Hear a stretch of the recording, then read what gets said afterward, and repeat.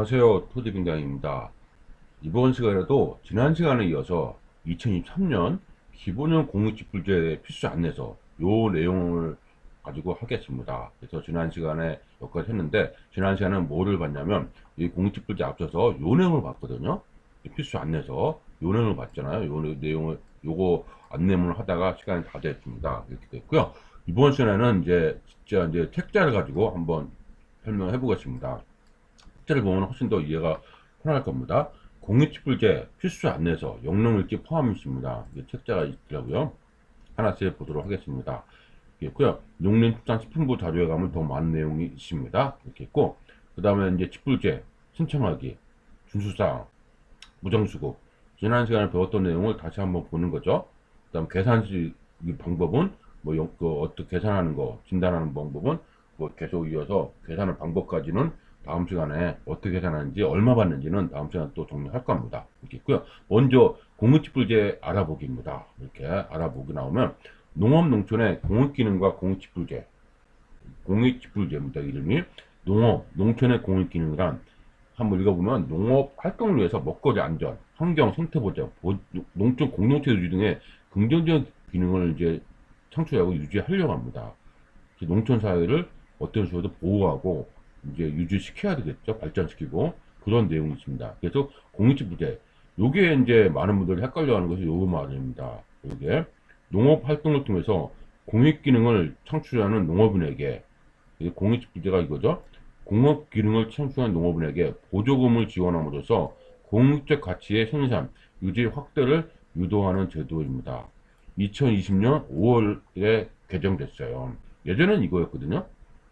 쌀 소득 보존지불, 밥 고정지불, 조건 분류지역지불, 이렇게 이름이 되게 많았습니다. 한 열 몇 가지 됐었어요. 근데 이게 딱 두 가지를 선택됩니다. 기본형, 선택형. 그죠? 여기서 거기서 보면 지난번에 배웠던 초농지불, 원자지불, 친환경지불, 이건 선택형이죠. 경관보전지불, 전략장문지불, 이게 있습니다. 근데 요거를 몇 개 신청할 수 있어요? 1+1은 됩니다. 그러니까 요거 하나, 소농지불 하면은 면적분은 안 됩니다. 두 가지 동시에는 안 돼요. 왜냐면 어차피 면적으로 나눠지니까.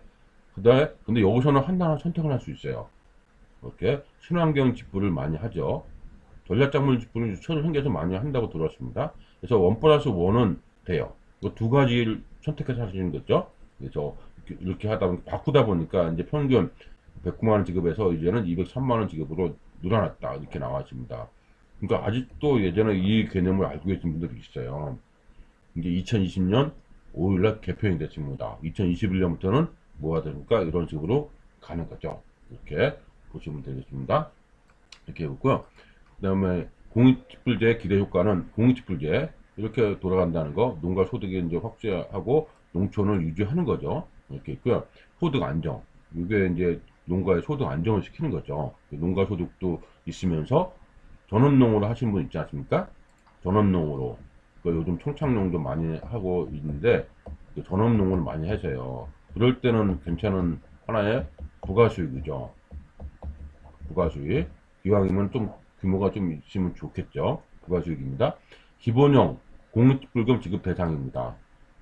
그래서 대상 보면은 지급 대상 농지 계속 보던 겁니다. 농업경영처에 등록된 농지로 아래 기간 동안 쌀, 밭, 조건 분리지불의 대상이 된 농지, 이게 나왔죠. 요것입니다. 요거에 이 해당이 되는 농지가 돼요. 위와 같은 지불 대상 농지라도 2019년, 2007년, 19년에 지급불금을 지급받은 농지였어야 하는 조건이 이번에 삭제됐어요. 이게 개정돼가지고. 그래서 이제는 다 이 해당 농지만 되면 다 대상 되는 거죠. 그렇죠? 예전에는 플러스 한 번이라도 받은 사람이 있었다고요. 이게 없어진 거죠. 이렇게 됐고요. 집불금 지급 대상이 아닌 농지. 지난 시간에 봤죠? 형상 기능이 유지되지 않은 농지, 주차장 묘지 창고, 허가 농 전용 받은 거, 하청구역에 있는 거, 임야, 국공유지, 무단점용, 개인이, 농업법인 주는 개인이 이거 된 거, 이거는 안 되는 거죠. 이렇게 보시면 되겠고요. 지급 대상자. 요게 정리가 잘 돼 있더라고요. 보면은 2016년, 19년 중 집불금 1회 이상 수령자. 그 다음에 2020년부터 기존, 기본 집불금 한 번 이상 수령자. 이런 사람은 기존 수령자를 보는 거죠.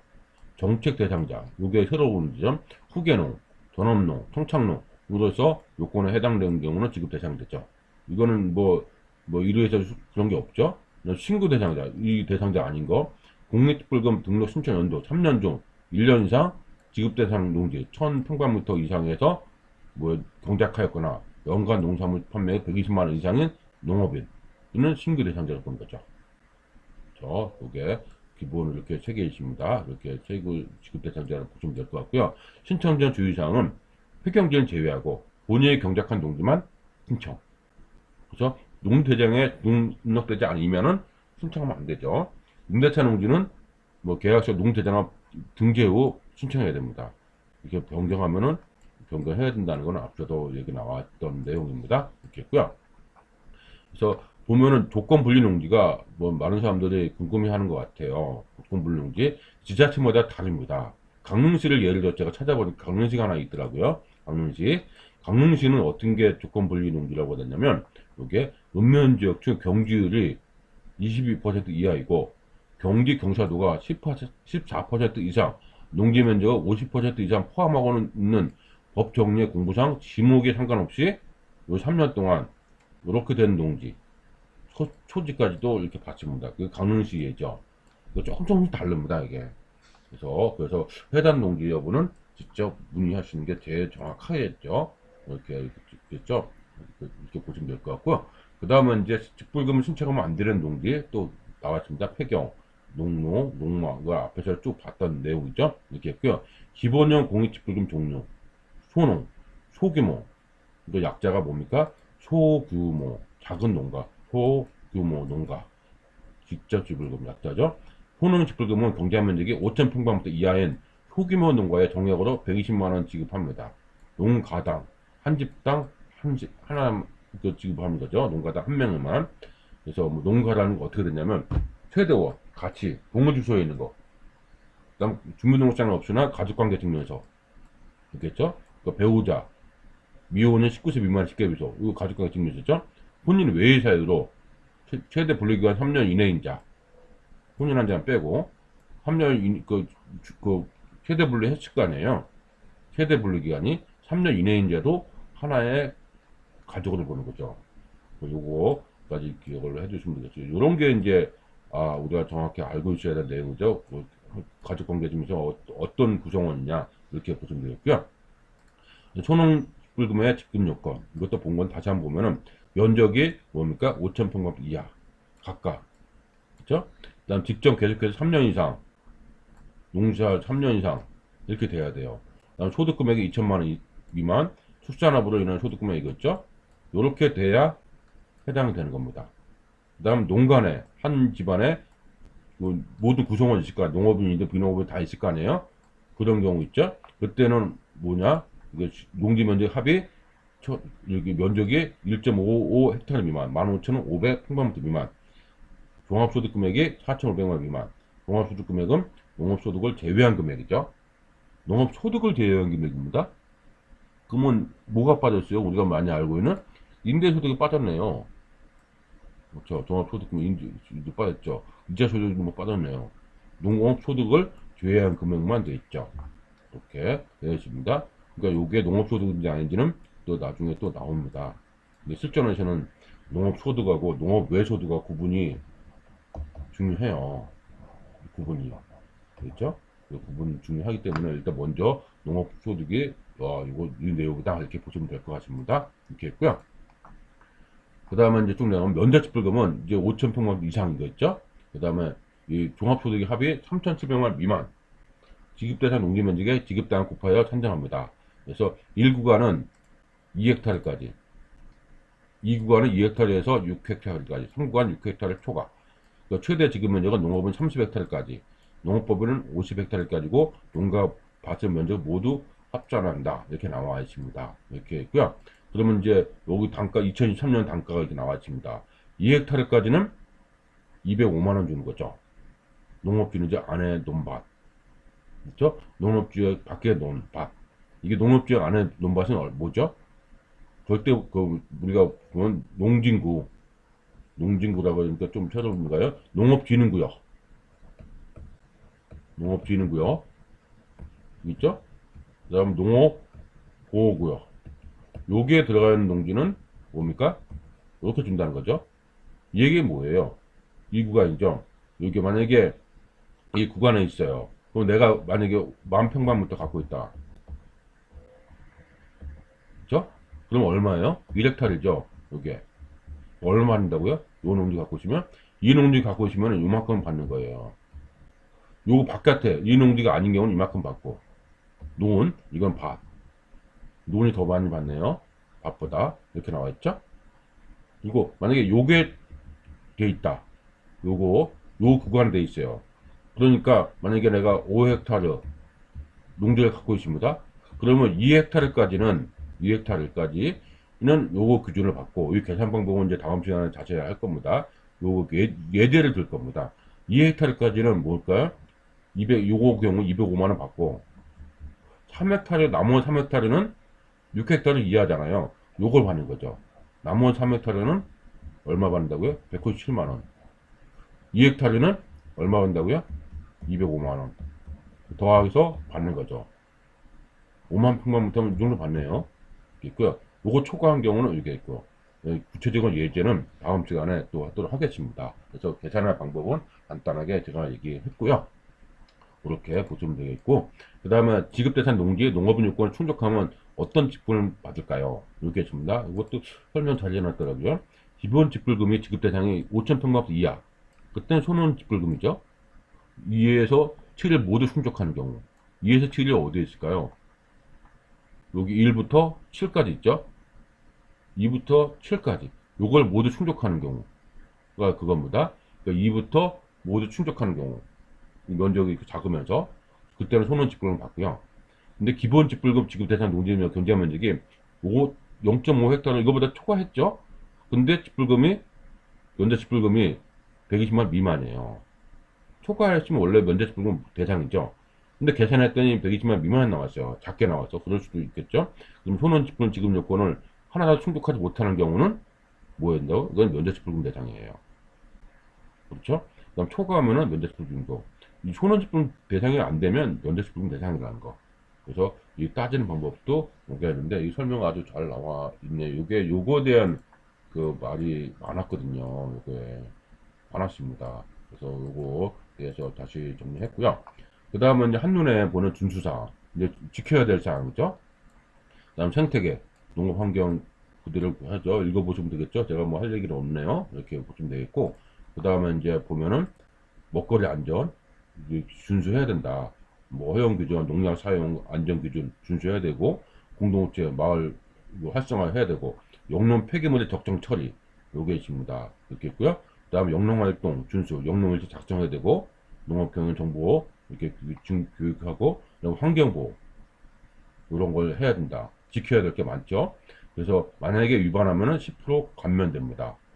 여러 개 위반하면은 감면율 합산 적용됩니다. 전년도와 동일한 유해 위반 시에는 20% 감액됩니다. 3회 이후에는 감액됩니다. 감액되네요. 안 주는 건 아니네요. 감액됩니다. 이렇게 나왔고요. 준수사항 실천 방법 알아보기. 생태계 보대 준수사항. 그렇죠? 그 다음에 어떻게 하냐. 농지 현상 기능 유지는 무슨 내용이라고 되어 있냐면 농지에 그대로 유지하는 거죠. 농작물 생산이 가능하도록 토양을 유지 관리해야 돼요. 그 다음에 농작물을 재배하거나 휴경시에는 연간 경운. 이게 뭐죠? 경운기가 뭐 하는 거죠? 경운기. 밭을 하는 거죠? 밭을 고르잖아요. 경운기를 가리죠? 이런 거를 뭐 해야 됩니다. 한 번 이상 해야 된다 이거죠. 경운을 해야 된다. 이 얘기 나옵니다. 이웃 농자 구분이 가능하도록 경계에 설치해야 되고. 이게 은근히 이 관리를 잘 해야 돼요. 이거 경운을 해야 된다고요. 휴경에도 바깥의 상태는 있어야 된다는 거죠. 휴경에도 바깥의 상태 유지해야 된다. 그 얘기 나와 있고요. 유지 않는 자리 같은 경우는 어떻게 된다? 10% 감면해 준다는 거죠. 감면. 그래서 감면이 꽤 있었나 봅니다. 그 예산이 있고요. 폐경, 경계 미설치, 농지 하우스 주거지 사용, 폐기물 적지 이런 거는 이제 안 되는 거죠. 그 다음에 생태계 교란 생물의 반입, 사육, 재배 금지 뭐 이런 거 하면 안 된다는 거죠. 교란 생물. 생태 교란 생물을 반입, 사육, 재배해서는 안 됩니다. 교란 생물은 이거를 알아요. 뭐 가시바, 돼지풀, 뭐 단풍잎 돼지풀, 서양 등골나물, 뭐 털모 참새피 뭔지는 모르겠어요. 저도. 그 다음 교란 동물은 누트리아, 뭐 큰잎 베스, 붉은 거북 조금 뭐 전종 황소개구리, 요게 황소개구리가 있죠. 붉은 불개미도 마찬가지고 이런 건 안 된다고 합니다. 방제 대상 병해충 발생 시 신고해야 되고요. 먹거리 안전 준수, 그러니까 이게 안전 농약을 사야 된다 그 얘기죠. 그다음 기타 위해 문제 잔류 허용 준수하고 교육을 다 받습니다. 이게 농촌 농지 한 사람 다 알아요. 그렇죠? 농산물 출하 제한, 영리 준수. 우리가 만약에 이런 게 혼동되면 어떨까요? 뭐 때 시간이 흐르면 알겠지만은 가장 슈퍼맨이십니다. 농지에서 누구? 이장님이죠. 물어보시면 됩니다. 이렇게 됐고요. 농촌의 슈퍼맨이 이장님입니다. 이장님 이렇게 보시면 되겠고, 그 다음에 출하 명령 준수해야 되고 이렇게 했고요. 그 다음 마을 공동체 참여해야죠. 그러니까 마을단 자치 이장 중심으로 그랬죠. 이정죠 중심으로 이런 마을 참여를 해야 된다. 대청소도 해야 되고 공동수거 처리도 해야 되고 마을 가꾸기도 해야 되고 이렇게 같이 더불어 사는 사회를 해야 된다 이 얘기죠. 그다음 용농 폐기물 요게 이제 문제가 있습니다. 요거 용농 폐기물 문제가 있는데 요거 요 폐기물 처리 방식에 대해서는 있습니다. 그래서 수거 처리하고요. 그래서 이거를 자료가 뭐가 없을까 찾아봤더니 좋은 자료가 있더라고요. 이렇게 좋은 자료가 이게 그래서 어디서 있냐면 이 여기 농어촌공사에서 용농 폐기물 분리 배출 안내가 있더라고요. 이게 사이트가 이거 블로그가 있더랍니다. 농어촌공사 그래서 배출 안내가 몇 개 있습니다. 이건 그냥 넘어갈게요. 조금씩 보시면 될 것 같습니다. 이렇게 보이기만 할게요. 뭐 보시면 되겠죠. 어떻게 분류하라, 뭐 어떻게 하라 이런 얘기가 나와 있습니다. 그래서 요 내용을 잠깐 제가 천천히 가고 있으니까 보시면 되겠죠. 뭐 자세한 내용 보시려면 진짜 여기 찾아가서 보시면 될 것 같습니다. 있겠죠. 무슨 내용인지는 한 번씩 보시면 간단합니다. 이런 게 나와 있어요. 새로 나왔더라고요. 최근에 나왔습니다. 언제 나왔냐면 볼까요? 언제 나왔습니까? 뭐 그동안 것이 언제 이거 작성할 때 나온 거죠? 마침 제가 찾아보니까 이거 어찌 자료가 없나 했더니 마침 있더라고요. 그래서 배출 안내 보여줍니다. 그래서 요 내용 보면은 우리가 지금은 뭐 이렇게 안 들어올 겁니다. 그래서 우리가 볼 때는 이런 내용이 있다는 정도만 보시면 될 것 같아요. 집화장이 어쩌고 뭐 대표번호 있고 또 농사는 뭐 이렇게 농사고 KR 홈페이지 이런 데 들어가서 보시면 되겠습니다. 이렇게 되겠죠? 이렇게 보시면 될 것 같고요. 그 다음에 이제 영농화 준수사, 영농일지. 그래서 작성해서 보관해야 된다. 영농일지가 은근히 처음 보는 사람한테는 스트레스를 좀 받더라고요. 이게 영농을 작성하는 것이. 그 작성하는 방법이 여러 가지 방법을 안내를 이렇게 했습니다. 그래서 농업 온이라는 사이트를 가면은 아주 작성할 수 있게 온라인으로 되는 거거든요. 그래서 수기 작성은 이제 안내를 이제 농업 온이라는 사이트가 또 있습니다. 이렇게 변경도 하고 이런 건 있고 농업 온이라는 사이트로 제가 찾아보니까 있습니다. 여기에 소개를 해볼까요? 농업 온이라는 그 사이트가 있습니다. 거기 보니까 어떻습니까? 여기 농농지 작성 있죠? 요게 들어가면은 가입하면은 용농지 작성하는 것을 온라인으로 되는 게 있습니다. 그리고 클릭 한번 해볼까요? 요거를 작성했으면은 이제 로그인 하는 거죠. 아이디. 그래서 매뉴얼도 있습니다. 이렇게 매뉴얼도 한번 다운받아서 보시면은 되는 내용입니다. 이렇게 농업 온이라는 사이트도 있습니다. 준비 잘했죠. 이렇게 이제 다시 돌아와서 농업 온이 있고요. 그러면 이제 교육도 받아야 되겠죠? 매년 이수해야 되고요. 교육 내용은 이런 것입니다. 실천 방법. 그래서 온라인 교육도 있고, 뭐 간편 교육도 있습니다. 한번 받은 사람은 간편 교육도 있고, 전화 교육도 있습니다. 70세 이상 온라인 불편하신 분을 위해서인 거죠. 이런 교육도 있습니다. 교육도 받아야 되는 거죠. 환경보호, 뭐 이런 준수사항도 기준을 해야 됩니다. 이렇게 있고요. 그 다음에 이렇게 비료상에 맞고요. 이렇게 그 다음에 철표 기준 준수해야 되고 적정 관리 이렇게 해야 됩니다. 이렇게 보시면 되겠고요. 공공수요 농약, 가축 분뇨 배출 금지 준수할 게 많습니다. 근데 농촌을 하신 분한테는 당연한 겁니다. 우리가 보기에는 와 이렇게 맞나 할 수 있겠지만 당연한 겁니다. 이렇게 보시면 될 것 같아요. 알겠죠? 네, 이렇게 보시면 될 것 같고 그 다음에 이어서 부정수급 사례 및 유형입니다. 부정수급 이게 말도 많고 탈도 많았습니다. 어떤 내용인지 한번 볼게요. 이렇게 있고요. 부정수급이라는 것은 다 알다시피 거짓이나 부정한 방법으로 공익불금 신청 또는 수령하거나 거짓으로 이제 이렇게 받는 거지 말이죠. 근데 이제 이 말이 많았던 게 어떤 게 말이 많냐면 여러 가지 사례가 있는데 이 분할이 좀 농지 분할이 좀 있었어요. 많이 무슨 내용인지 한번 먼저 볼까요? 많은 불금 수령을 위해서 정당한 사유 없이 정당한 사유 없이 전년도 직불금 신체 문제보다 당연도 신체 문제가 주어진 경우 예를 들어서 그 제가 그 앞서도 얘기했는데 그 뭐 1000평방미터 5000평방미터를 소유하고 있으면 효능이죠. 효능 직불금. 그래서 120만 원 받는다는 걸 나온다. 이렇게 나오죠. 근데 요거를 하기 위해서 이제 내가 만약 2000이 있어.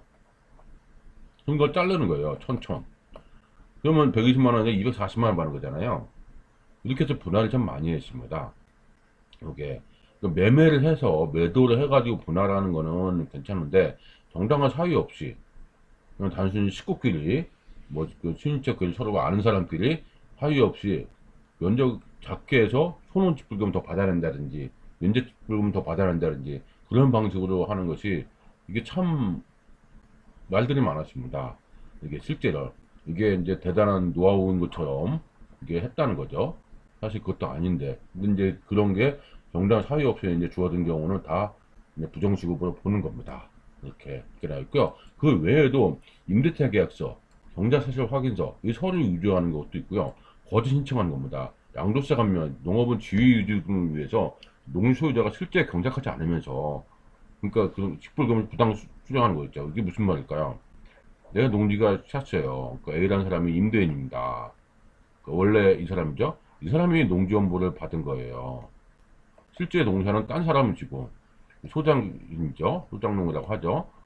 이 사람은 이제 농지가 없으니까 어떤 소리도 임차인한테 임대인한테 맞춰서 뭐 조건을 맞춰가지고 하잖아요. 이 사람은 농사 짓고 거기서 수확물을 가져가는 것만 해도 상당하니까 이득이 있으니까 거의 그 공짜로 치는 거니까 어떻게 보면. 근데 이렇게 하다 보니까 문제가 생긴 거죠. 이게 왜 문제가 생길까? 원래 누가 받아야 된다고 했습니까? 임차 실제 농사 짓는 사람이 직불금 받는 거거든요. 실제 그 농사 영농한 사람이 이 사람이 받아야 되는 거죠. 근데 아무것도 안 하고도 받아가니까 이것도 문제에 있어서 있습니다. 그게 가장 대표적인 게 농지원부였잖아요. 농지원부 등재시키니까 임대인이 이걸 악용을 많이 했죠. 주인들, 땅 주인들이. 그래서 이제 이거로 이게 문제가 되다 보니까 농대장하고 농업 경영체 등록제도가 자리 잡은 게 된 거죠. 그러니까 이게 돼 있으니까 뭐가 돼요? 이제 조금 더 디테일하게 이제 관리가 될 수 있는 거죠. 이게 농지원부로 저는 한계가 있었거든요. 이게 디테일하게 관리가 되다 보니까 이렇게 하는 거죠. 보다가 이제 소장농은 하마니까 임대인이 가져가니까 조금 배가 아픈 것도 있었고, 그 배가 아픈 것도 있고, 그래서 이 이제 어떤 신고라고 해야 되나요? 고소고발이 아니고 신고를 하는 경우가 종종 있었습니다. 그래서 이렇게 거짓 신청하는 경우죠. 이거 부당 수급으로 보는 겁니다. 무담 점유. 본인 소유가 아니에요. 본인 소유가 아니면 어떨까요? 외국에 가 있던데 어디 갔지 연락이 안 되는 거야. 내 딸인 거 마냥 뭐합니까? 이렇게 서로 유족까지 하면서 내 딸인 거만 농사를 짓는 거죠. 그걸 신청한 겁니다. 그런 거. 무단으로 경작하는 거, 계약서 없이. 그렇게 무단 점유하는 것도 부정수급으로 보는 겁니다. 이 사례가 많은데 이게 참 말이 많았습니다. 이게 있습니다. 이렇게 보시면 되겠고요. 그런 내용이 있고 그러면 이제 사례들 이렇게 쭉 보시면 되고 형사고발이 있죠. 벌금도 있다고 합니다. 전액 환수하고 이게 있고요. 부정수급자 처분 뭐 어떻게 되냐?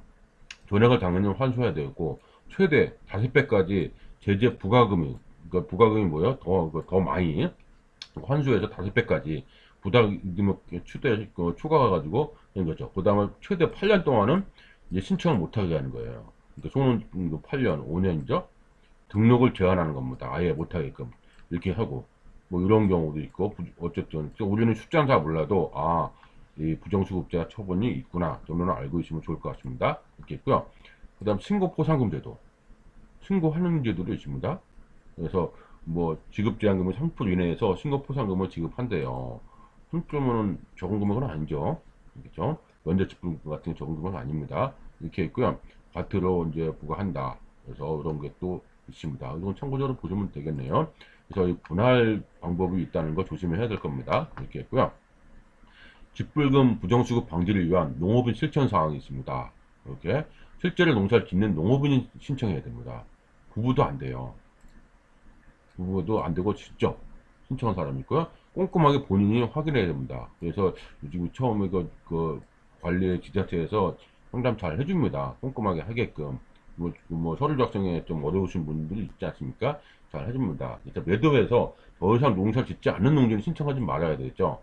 실제 경작하는 문제과 신체 문제 또 동일한지 확인해야 되고, 그 다음에 전용을 하거나 이런 거 겨친 농지라든지 개발 예정 규정 보상을 받은 농지는 지급 대상에 제외되는 겁니다. 그렇게 신청하지 않도록 신청서를 작성해야 됩니다. 이거 자칫하면은 이렇게 부정으로 보기 때문에, 그래서 보기 때문에 조심해야 된다 알겠습니다. 거짓 또는 그 밖에 부정한 방법으로 농지를 분할, 말이 많이 나온다고 했죠. 직불금 후령 금액을 늘리기 위해서 농사를 짓지 않은 배우자, 자녀와 농지를 분할해서 각각 직불금을 신청하지 않습니다. 이게 상당히 말이 있었습니다. 사례도 많이 있었고요. 이게 대단한 것 마냥 전달하신 분도 있었습니다. 근데 이걸 하면 안 되겠죠. 이렇게 했고요. 다른 인사이트도 많이 구축을 해야 되는 게 맞습니다. 이렇게 보시면 되겠고, 그 다음에 이제 보면은 공익직불제 물어봅니다. 이제 마지막으로 이제 정리하는 게 진짜 많이 물어본 내용들을 가지고 정리를 했습니다. 농지 전용을 거쳤지만 계속해서 전용 안 하는 거죠. 농지를 농업에 이용했다면 직불금 대상자가 되나요? 이렇게 됐습니다. 일단 안 되겠죠. 농 전용을 거치면 지급 대상 농지가 제외되므로 전용 후 계속해서 농업에 이용된 농지와도 대상이 안 됩니다. 단 목표 사업에 착수하지 않아 전용 허가가 취소됐다면 얘기가 다르죠. 이렇게 돼 있죠. 취소가 됐으면. 그 다음에 바빠서 의무교육 참석이 어렵습니다. 그럴 때는 어떻게 한다고요? 이게 바빠서 참석 못하죠. 그럴 때는 온라인 교육 사이트를 활용하는 방법도 있습니다. 이렇게 보시면 되겠고요. 세 번째는 이제 어머니가 고령으로 농사 짓기가 어려워서 대신 농사를 짓고 있습니다. 대신 대리하는 거죠. 어머니가 신청한 공직불금을 승계할 수 있나요? 대신 농사 짓고 어머니와 하고 있지만 주소는 다르다고. 요게 이제 다르죠. 그러니까 불가능합니다. 공직불금은 해당 농지 등에서 계속 농업에 종사하는 배우자 또는 직계 좀비서 계속 농업에 종사하죠. 그리고 직접 1년 이상 주소가 같아야 됩니다. 주소가 같아야 돼요. 농업경영지에 등록한 농업인만이 승계가 될 수 있다는 거죠. 이거에 대해서도 많이 묻는데 정확하게 농업경영지 등록에 등록한 농업인만 되는 겁니다. 같이 식구라도 이게 된다는 이렇게 보시면 되겠고요. 다음 신청자가 사망했다면 승계 절차가 됩니다. 어떻게 되나? 되겠죠? 변경 신청하면 되겠죠? 변경 신청. 다만 이제 승계 요건을 갖추지 않으면 어떤 걸까요? 1년 거주하지 않았거나 뭐 그런 거. 이거 안 되면 승계 요건을 갖추는 자가 아니면 지급되지 않는다고 됐고요. 농업의 종합소득의 금액에 연금소득과 실업급여도 포함되나? 이건 소득이죠? 소득 금액에서는 연금소득은 당연히 농업의 종합소득에 포함되지만 비과세 소득은 실업급여는 포함되지 않겠죠. 이거는 급여 딱 별개죠. 이렇게 보시면 되겠고요.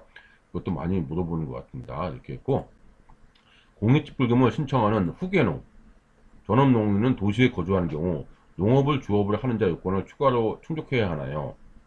후계농, 전업농민이 되시면 충족해야 되나? 신규로 신청한 후계농, 전업농민은 도시에 거주해도 농업을 주업을 하는 자 요건을 추가로 충족할 필요 없습니다. 이미 이게 선정할 때 검증을 했으니까. 다만 종전의 후계농, 전업농을 대상자 선정되는 탈락한 자, 현재 농업에 종사하지 않은 자는 직불금 대상에서 제외한다. 요거 있죠? 그러니까 아무리 해도 농업에 종사하지 않으면 안 되는 거죠. 당연한 겁니다. 이렇게 보시면 되겠고요. 그 다음에 이제 부정수급자가 적발되면 위반한 농지만 제재하냐? 그건 아니죠. 뭐라고 되십니까? 부정수급자가 소유한 모든 농지가 다 대상 제외입니다. 그래서 여러 가지 땅이 있을 거 아니에요. A, B, C, D, A 땅, B 땅, C 땅 있다. 이게 부정수입 걸렸어요. 그러면 전부 다 해당된다. 그 얘기입니다. 제재를 받는다. 그 얘기입니다. 이렇게 했고, 다음은 이제 이웃 농지와 경계가 꼭 있어야 돼. 이거 있어야 됩니다. 이거. 왜냐면, 정확하게 경계를 확인하기 위해서 자기의 비용과 책임으로 농작물 직접 수행하기 하기에 농지의 경계가 반드시 필요하다고요. 꼭 필요합니다. 논의 경우는 논뚝이 있어야 되고, 그다음 밭의 경우에는 뚝, 이랑 펜스 등으로 정확하게 구분돼야 됩니다. 이거 중요합니다. 그래서 이제 경계라는 것을 잘 아셔야 될 거예요. 그렇죠? 경계 개념이 농지법 개정되면서 굉장히 중요해졌어요. 왜냐면 농업경채 등록도 내가 1000평방미터가 있다. 근데 요만큼은 다른 걸 썼어요. 뭐 다른 농지가 아니야. 그럼 요거는 뭐예요? 예를 들어서 농막을 해놨어. 그러면 요거는 뭐예요? 뭐 아니면 그 묘지를 해놨어요. 뭐 그런 거 여러 가지 있을 수 있잖아요. 안 쓰는 거 있죠. 그럼 요거는 농업경채 등록이 안 될 수 있다는 거죠. 왜? 1000평방미터 안 되니까. 이만큼 빠지죠. 경계가 굉장히 중요해졌습니다. 그러니까 경계에 대한 필수적인 팁도 잘 아셔야 될 겁니다. 이렇게 있고요. 산지 면적의 신청 면적에 폐경 포함해서 직불금을 신청하면 어떻게 되나요? 폐경이 이제 농지 더 이상 안 되는 거 신청 기간은 언제나 변경이 가능하고 등록증이 발급된 경우는 발급 후 14일 이내에 14일이죠. 변경 농업경채 등록할 때는 14일 이내에 변경 신청해야 됩니다. 14일 이내에 그러니까 농업경채 등록을 14라는 걸 기억해야 될 거예요. 변경 등록을 14일 이내에 해야 됩니다. 이렇게 해야 된다 이렇게 보시면 될 것 같고요. 그 다음에 이제 부모님이 글자를 모르는데 잘 모르신다. 그래서 어둡다. 영농일지 작성하지 못하는데 어떻게 되냐. 영농일지는 반드시 작성해야 돼. 준수사항이니까. 어르신들이 쉽게 작성하시도록 필수 안내서 입장에 그림 영농일지를 첨부하십니다. 그림을 해도 된다 이거죠. 근데 그 대신 이제 이런 영수증을 잘 보관해서라 그 얘기입니다. 수학과 과제에서 나오는 폐분일 어떻게 처리해야 되나요? 그렇죠? 폐분일을 이게 이제 새로운 문제가 되다 보니까 이게 이제 굉장히 민감합니다. 이게 그래서 이장님하고 같이 동네 주민들하고 잘 얘기해서 처리해야 됩니다. 공동 집회장에서 처리하거나 뭐 어떤 관할을 잘 받아야 됩니다. 이 교육도 상당합니다. 이게 왜냐하면 환경 때문에 그렇습니다. 이렇게 있고요. 그 다음은 이제 마지막으로는 공익집불금 자가 진단표예요. 해당하면 체크해 주세요. 이렇게 나십니다. 집불금 신청 시 본인이 경작한 농지만 신청하셨나요? 반 있죠? 체크하면 되겠죠? 이거 만약에 경작하지 않은 농지하면 부정수급자가 되는 거죠? 농지만 신청하세요. 농산물이 생산되는 면적만 신청했냐? 이런 거 신청하면 안 된다. 그겠죠? 후보로 감액됩니다. 그래서 이런 거 신청도 안 된다. 직불되지 않아요. 이렇게 나왔죠? 뭐 농로, 농막, 농로도 아니네요. 농막도 아니고 관유 저장고, 퇴부장도 제외해 주세요. 순수하게 농지로 쓰는 것만 하라 이거죠. 휴경 필지는 연간 1회 이상 경험하였나요? 휴경한 거 연간 1회 했나요? 했으면 휴경할 때 이거 체크해야 되고 이웃 농지와 경계 이거 되게 중요하다고 했습니다. 경계 설치해야 되고 논농업의 경우 용수로 배수로 유지 관리했나요? 했으면 되고 공익집불제 의무교육을 하셨나 체크하고 그다음 체크하고 다 체크하는 거죠. 그다음 마을 공동체 공동활동 참여했나 체크하고 그러니까 꼭 참여해야 된다고 됐죠. 꼭 이렇게 나와 있습니다. 이렇게 있고요. 그 다음에 이제 뭐라고 했습니까? 영농 폐기물을 적절하게 처리하셨나요? 체크하고 그런 거 체크하는 겁니다. 영농일지는 작성하고 있나요? 매월 1회 이상 규례 하고 있습니다. 2년 이상 보관해야 된다고 되어 있죠. 그래서 뭐 폐기물 있고 그 다음 농업경영체 등본은 그때그때 변경하냐 14일이라는 거 변경 신고한다는 게 있죠. 농산물 안전 준수사항을 지키고 있나요? 그 안전 농약 안전 사용이라든지 안전사 검사 이런 거를 잘 준수해 줘야 된다. 그 지켜야 될 사항도 꽤 이렇게 있습니다. 지금 요거에 해당돼야 공익집불금을 신청할 수가 있는 거예요. 전부 다 해당돼야 그거죠. 이렇게 해당돼야 불금 전체를 신청할 수 있다. 이렇게 보시면 될 것 같습니다. 이렇게 나왔죠? 이렇게 보시면 되고 지금 제가 본 거는 어떤 내용입니까? 쭉 넘어가면은 쭉 가면은 제가 좀 많이 내려갔죠? 우리가 봐야 될 내용들입니다. 이거 내용이 아주 설명이 잘 되어 있기 때문에 한 번만 보시면 될 것 같아요. 왜냐하면 한 번만 이렇게 보시면 될 것 같습니다. 공익집불제 필수 안내서입니다. 안내서 알겠죠? 필수 안내서예요. 그러니까 이거를 2023년이잖아요. 2024년 되면 조금씩 바뀔 겁니다. 조금씩 뭐 변동은 없는 것도 있겠지만은 조금씩 바뀌는 거죠. 그래서 큰 틀을 우리가 이해하면 되는 거지 이거를 그냥 꼭 암기하고 가는 건 아니죠. 기본적인 틀은 우리가 암기하는 게 아닙니다. 기본적인 틀을 이해하고 있으면 얼마든지 우리가 알 수 있습니다. 겠죠? 지난 시간에 그 산지 직불금이라든지 임야 아니면 뭐 어떤 산지 연금이라든지 있죠? 아니면 이 공익직불제라든지 이런 게 있습니다. 이런 것들은 제가 따로 오프라인 강의, 정규 강의에서는 하지 않습니다. 하지 않는 이유가 여러 가지가 있습니다. 그래서 그렇기 때문에 이 투자 언어관에서는 제가 이렇게 디테일하게 꼼꼼하게 이게 꼼꼼하게 제가 설명을 하였습니다. 왜? 한 번만 보시면 되기 때문에. 그래서 투자 언어로 접하면 되죠. 이 언어들을 알아야 되니까 이걸 알아야 되겠죠. 그래서 뭐 요거는 정규 과정에서는 얘기 안 해요. 있다는 정도만 하고 어떻게 접근해야 된다 얘기입니다. 그 얘기는 뭐냐면 투자를 접근하기에는 좀 버거운 면이 있어요. 버거운 면이 있다. 이겠죠? 버거운 면이 있고 투자를 접근하기에는 이제 그렇지 않고 만약에 이게 이제 보유라든지 뭐 또 다른 농지연금이라든지 뭐 그런 쪽으로 접근하면 다양하게 어떤 전략을 그 플랜 전략 있죠? 플랜을 우리가 할 수 있지만은 그렇지 않으면은 좀 버거울 수도 있어요. 그래서 그 틀을 정확히 알고 시작하는 게 좋겠죠, 이거를. 그래서 이게 꼭 나쁘다 좋다 하는 것보다 본인한테 맞는 것이 중요합니다. 그러니까 투자 인사이트가 본인한테 맞는 인사이트가 중요하죠. 본인한테 맞는 옷이라고 생각하면 한 번씩 정리해서 접근하는데 옷이 맞지 않다고 생각하면은 해야 되겠죠. 그러려면 옷이 맞는지 안 맞는지는 우리가 그 용어들을 알고 투자 용어 그래서 이거를 퍼즐을 맞추면서 판단할 수 있는 힘이 필요한 거죠. 그게 투자 인사이트 아닙니까? 됐죠? 그렇게 정리하면서 가야 맞을 겁니다. 그게 아니면 어렵습니다, 이게. 그렇죠? 정규 강의는 얘기하지 않기 때문에 정규 강의를 들으신 분도 한번 들어보시기를 제가 이제 안내하겠지만 한번 들어보시기 바라고요. 이거 한 번씩 쭉 보시고 정규 강의 듣지 않은 분. 그래서 이제 투자 언어를 제가 소개한 겁니다. 이거 정규 강의 얘기 안 합니다. 정규 강의에서는 따로 어떻게 보면은 정말 그 이슈트죠. 출구 전략, 투자 이런 쪽으로 언급할 겁니다. 이런 쪽으로 보니까 이 내용은 자주 보시는 게 좋을 것 같습니다. 네, 이렇게 해서 다음 시간에는 이제 공익직불제 그 뭐 이렇게 초농직불금이라든지 면적직불금 있죠? 그 다음에 뭐 친환경 직불금 이런 거를 계산식이 있습니다. 어떻게 얼마나 나오는지 우리가 알아야 될 거 아닙니까? 얼마나 받는지 그래야 거기에 맞게서 판단할 수 있겠죠.